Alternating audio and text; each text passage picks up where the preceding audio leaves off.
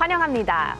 Welcome to K-Culture Dive, where we dive deeper into the heart of Korean culture with K-entertainment issues, AI culture news, K-culture and photos, and today's K-Correspondent joins us from Chicago to talk about a special art exhibition. And I'm your host, Kwon So-ah. Let's dive in. Joining us this Wednesday is my co-host Walter Lee. Hello, Walter. Hello, Soa, and hello to all our viewers watching at home. I'm Walter Lee, here to co-host next to Soa and give you the latest in Korean entertainment. All right, let's get things started with K-Inter News, Walter. I feel like I can already hear the fans scream with BTS's comeback just 2 days away now. Right, you're right, so I feel you as well. I mean, I'm not even going. I'm super excited for this comeback to come back, of course. And all right, Army, I'm talking to you. Let's take a deep breath because the countdown is officially on. We can start counting down the hours. We are just 48 hours away from the return of the kings of K-pop, BTS of course, and they have just dropped a small music video teaser for their brand new track, Swim.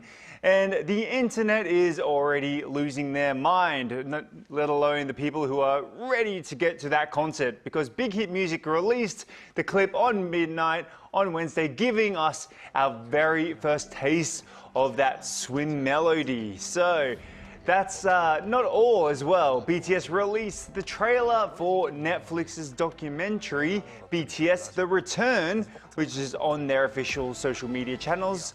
On Tuesday, this was released. Now, BTS The Return is a documentary capturing the creative process behind the fifth studio album, obviously called Arirang. And the documentary is set to be released on March 27th, so just a little bit over a week after they released Arirang. Right, the countdown is on. I think now it should be around 47 hours. Makes us super excited. And I think BTS, their agency and the PR people, they know how to make us curious day by day. I mean, that teaser, that tiny little teaser Swim also really makes people imagine what kind of song is this. So I'm super excited as well. But now, Walter, let's talk about another, this time a girl group that's been globally doing well as well. Yes, let's talk about NMIXX. So in November last year, NMIXX kicked off their first world tour called Episode 1, Zero Frontier, to a sold-out audience in Incheon. Well, Global Answers, that is the fan group, get ready because NMIXX are now set to carry that momentum onto Europe this time, and making it the first time they're touring Europe as their solo concerts. Now, they're heading to cities including Madrid, Amsterdam, Paris, and London, and so much more, so check out their social media for that. But following the European leg tour, they're not finished there. They will head to North American cities like Toronto, Los Angeles, and again, so many more cities, so check out their socials. Now, this world tour, Episode 1, Zero Frontier, currently spans 15 shows across 13 regions, with plans to announce more locations in the near future. Now, the girls have already been stunning fans in countries such as Chile, where they became the first K-pop group to appear at the Sao Paulo Carnival in Brazil and the 2026 Vienna del Mar Festival. Viña, probably. Viña? No, South American, I'm sorry. So keep it up and mix. They are currently one of my favorite female groups to watch. So definitely look out for them. Oh, they are. All right. And last but certainly not least, let's talk about Blackpink's Jisoo. But we're going to talk about actress Jisoo this time. Yes, Blackpink have been busy, including Jisoo, but she's not just been busy with music.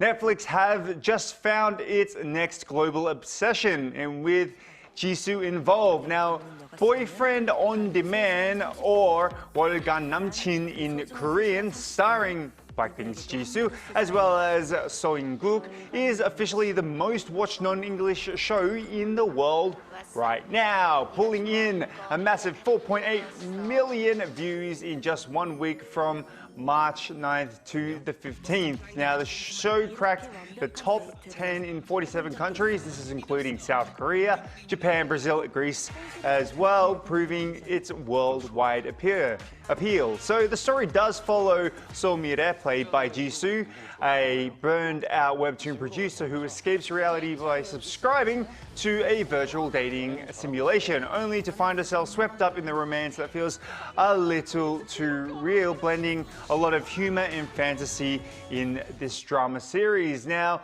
Boyfriend on Demand taps into the ultimate modern-day question: what if your perfect relationship or love or the one was just a click away? Yeah, what if? I was watching bits of the series, and I think many people who are watching it probably would have thought, I wish they had that kind of service in real life as well. Right. But thank you very much to Walter for those updates, and stick around. Will do.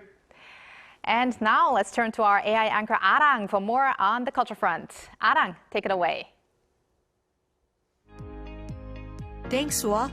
Here's your AI guide to the latest cultural headlines from Korea. Let's begin with our top story. Timed with BTS's Gwanghwamun concert, a special K-culture program will be held this Saturday at Myeongdong Art Breeze, a cultural complex in Seoul's famous Myeongdong shopping district. Dubbed K-Pass, the program consists of 3 themed sessions: K-Life, a craft class using mother of pearl; K-Beauty, a personalized color analysis session that helps participants find suitable makeup; and K-Food, featuring hands-on experiences with traditional delicacies. The program is open to all tourists who apply online, with a participation fee of 25,000 won per person, which is about $17 US. A special exhibition of Andy Warhol, one of the most iconic artists of the late 20th century, has opened at the Daejeon Museum of Art. The large-scale exhibition highlights Warhol as a strategist who transformed art into business, featuring around 300 works collected over 3 decades by French curator and Warhol specialist Paul Maréchal. The Maréchal collection is being unveiled for the first time globally, with a curated focus on Warhol's commercial ventures and design work. The exhibition runs through June 21st. With just about 10 days to go until the Jinae Kunangje Festival, Korea's largest cherry blossom festival, Changwon City is in the final stages of preparation. City officials, in coordination with police, fire authorities, and other relevant agencies, are focusing on final safety and traffic measures. Efforts are also being made to prevent overcharging and ensure festive atmosphere for all visitors. The 64th edition of the festival will open next Friday and run through April 5th at venues including Jungwon Rotary and Jinero. This year's program will feature a variety of events, including live music performances, fireworks, and an aerial display by the Black Eagles. That's all from me. Turning now to a quick look at more K-culture stories making headlines today.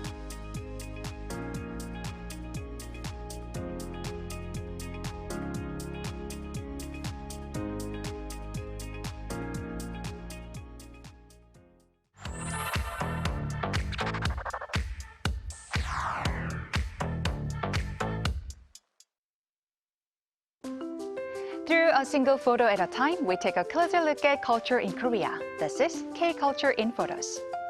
Let's start with today's word, 청첩장. That's the Korean word for a wedding invitation.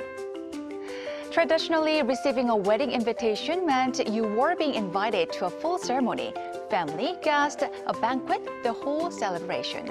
But the photo you are looking at takes us to a rather unique place. This is Shin Wedding Hall in Changwon. Under an old crystal chandelier, the owner enthusiastically directs couples during their photos, even humming the famous wedding march himself. This hall first opened in 1967 and famously hosted free weddings for thousands of couples who couldn't afford the ceremony. Today, its untouched retro interior has become a popular spot for vintage wedding photos. Now, here's something interesting. Many younger couples today actually skip the ceremony altogether and only take wedding photos, sometimes in gardens or by the ocean. Why? Weddings can be extremely expensive, so some couples would rather save that money for their future. So what do you think? Is a wedding more about the ceremony or the memories we choose to keep? Take a look at this photo. People lined up outside a small camera shop, shelves filled with old digital cameras. And yes, this photo was taken in 2026. This is Seoul Arcade in Seoul, and vintage digital cameras, especially models from the early 2000s, are suddenly in huge demand. Young customers in their 20s and 30s come here to test the cameras, turn on the flash, and try taking photos right in the store. What's surprising is the price. Cameras that once sold for about $20 now sell for $300 or even $400. Why the sudden craze? Part of it comes from celebrities posting photos taken with these cameras on social media. But many fans say it's the soft, nostalgic color that smartphone cameras can't easily recreate it. Online, people even share photos of decorated cameras and collections of vintage digicams. So, would you trade your smartphone camera for one of these vintage ones?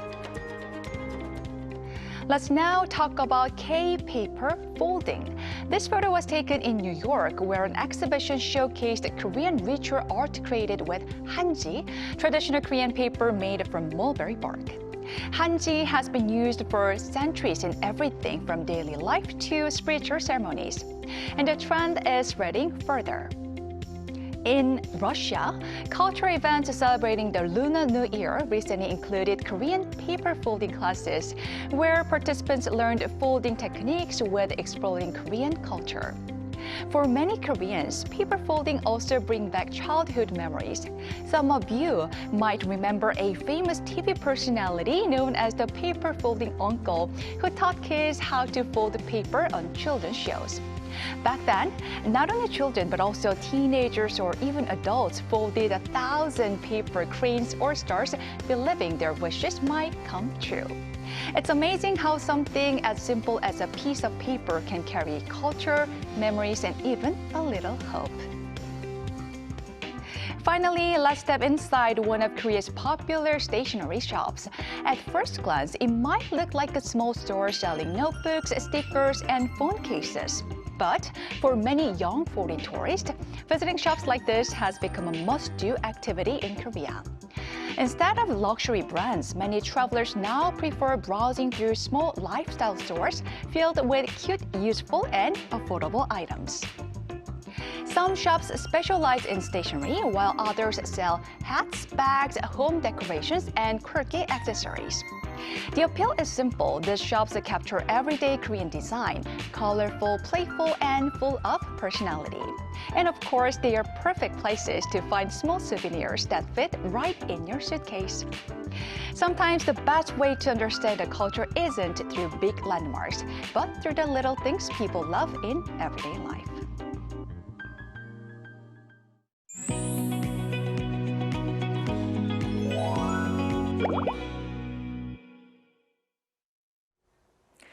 The Lee Kun-hee collection, made up of artworks donated by the late Samsung chairman Lee Kun-hee, has recently opened in Chicago after drawing significant attention in Washington, D.C.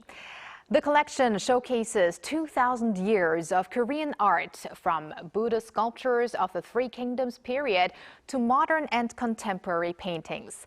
To hear more about the exhibition and the response so far, we connect to Ji Yeon-soo, Associate Curator of Korean Art at the Art Institute of Chicago, who is overseeing this exhibition.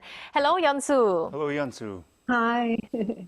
Hello. Great to have you on the show, Yeon-soo. So first and foremost, you must have been quite busy preparing for and running this large exhibition. So let's start with an introduction to it, and how is it going so far?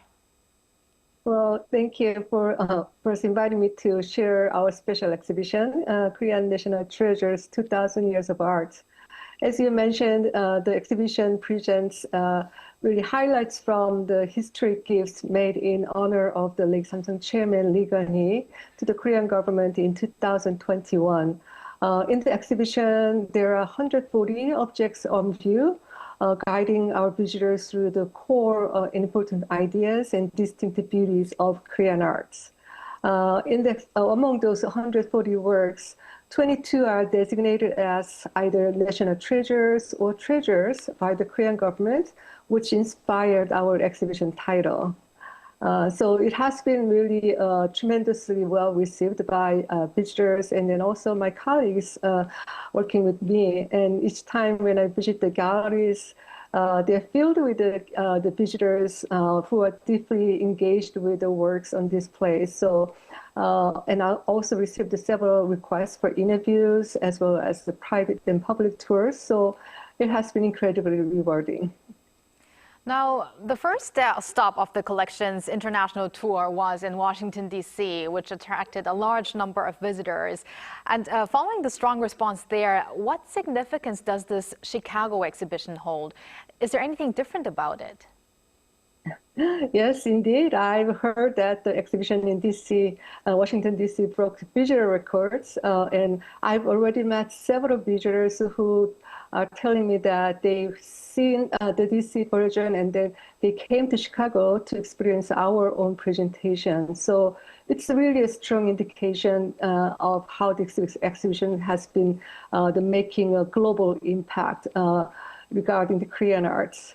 What is special in Chicago is I think although we share many items in the checklist, especially the painting lists are completely different between the two institutions. So all the paintings except the 4 works are all brand new. They are built in our exhibition. And also, this is the largest presentation of a Korean art at the Art Institute in over 4 decades. And also, this is the first Asian art exhibition to be held in our modern wing. So it is really a special moment to experience Korean art in Chicago. And if I must add, there is also the Danseka works in our collection, such as Park So-bo, Chung Sang-hwa, Ha Jong-yeon, In Hyung-gun are on view in our modern wing in a separate gallery from the exhibition galleries. So this is really a special moment to visit Chicago to experience the Korean art. Right, and from your perspective as a curator, are there any a few works or artists in the exhibition that visitors should pay particular attention to? And could you tell us how you organize the exhibition, bringing together works from different historical periods into one cohesive story?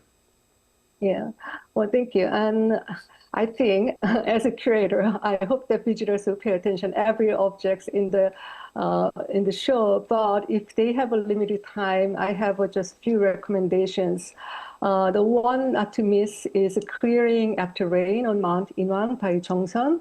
Jung-sun is, of course, one of the most revered painters in Korean art history. And this painting is particularly special because it shows the artist's mature style, capturing the place that is so dear to him. Mount Inwang is where he was born, and then he lived his whole life through. So this is such a dear place for the artist, and he really captured the rain-soaked mountain with a dark ink and the confident the brush stroke. This is, of course, designated a national treasure, and I believe it is also the first work acquired by the late Samsung chairman Lee Kun-hee and his wife, Madame Hong Na-hee. And then the second work that I want to mention is Echo. It is a beautiful painting, beautiful abstract painting by Kim Han-gi. It's around the 1930s, a handful of Korean artists began to adopt abstract styles, and Kim Han-gi is considered one of the first abstract painters in Korea. And this beautiful painting was created during Kim Han-gi's final years in New York. So it was really one of his last work and the last masterpieces that he created. Although this painting was painted in oil, if you look at this painting close, we can see that he manipulated the medium to create the effect of ink wash painting. So I recommend viewing this work at least twice up close and then from afar, because when you look at the painting up close, the blue dots are just beautifully lined up. But then when you look at it from a distance, it appears like almost like the stars in the dark night. And one particular thing that I want to emphasize about this painting is this white line that you see. This is actually not the painted line. He actually left unpainted so that it can create this visually very kind of a beautiful white line. This is the kind of a negative space, which is also very much employed techniques in ink painting tradition. So really a special painting to experience in the gallery. And the last work that I want to bring our attention to is the 10 Symbols of Longevity. This is another highlight in our painting section. So this painting, as you can see, is vibrantly finished with, and then it has this very tall 10-folding screen. And the subject matter is one of the probably most enduring and then inherent, the human desire, the living forever or living long. So the 10 Symbols of Longevity, it is originated from Taoist belief system. And it also appears in China or in Japan, but this particular compositional approach, insisting the 10 symbols appearing in one composition, is uniquely Korea. It doesn't appear in China or in Japan. So in fact, although this painting is described as a title is the 10 Symbols of Longevity or the 십장생, 12 traditional symbols appear in this painting. So I hope you can locate all those 12 symbols when you look at it.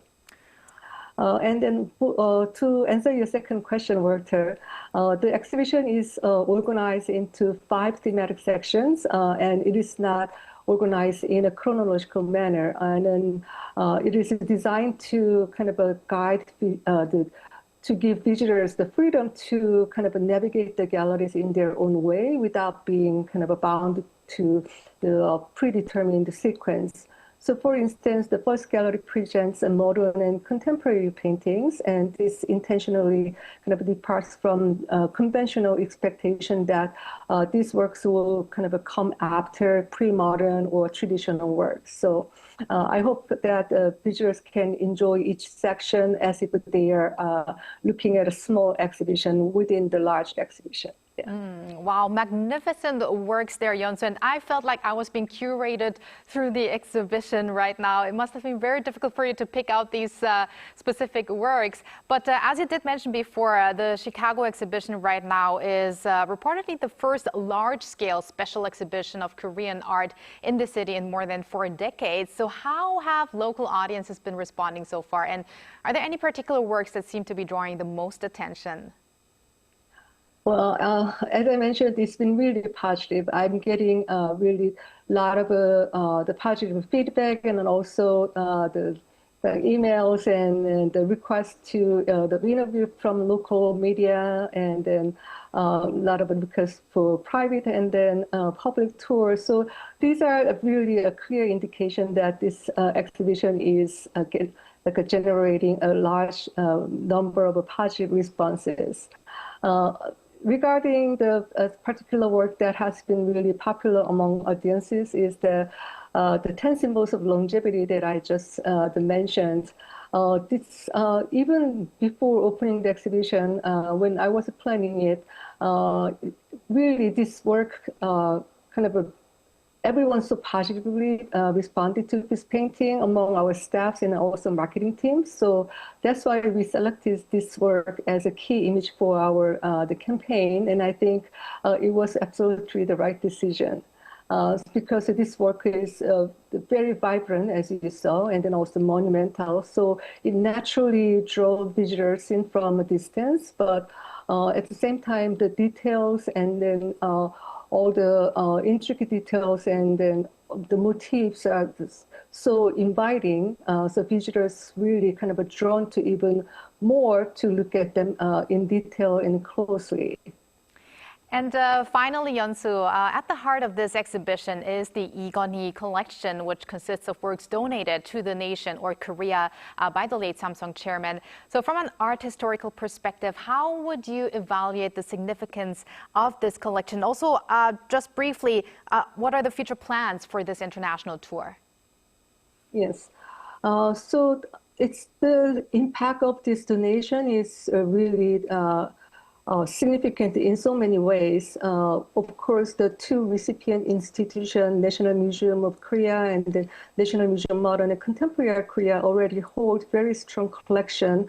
But then these gifts include such excellent works. So, for instance, it has 14 national treasures and 46 treasures in the collection. And by incorporating these works into the national collections, these works become accessible to the public, and now it is accessible to even international audiences. So from that point of view, I think the impact is very significant. Also, especially for the modern and contemporary Korea, it is particularly meaningful because among the donated works, 860 works, I think about that is the works that were created by the artists who were active during the first half of the 20th century. These are the times marked by the Japanese colonial rule and then Korean War. So the many works are lost or it is difficult to acquire at modern times. So the fact that the Lee family really committed to preserving and then also donating the works from this period really enhances the National Museum Modern and Contemporary collection, and then it helped them create continuous and then strong narrative of Korean modern art history. All right. Yeah. Thank you very much, Yeon-soo. That's all the time we have today. We wish you the best success with the exhibition and keep in touch. Thank you. Thank you. Thank you so much. Yeah. And thank you, Walter, as always. We're going to have you back here soon. See you very soon. Thanks for watching and your interest in everything K-culture. Please tune in again tomorrow, 2 p.m. Korea time. Keep diving.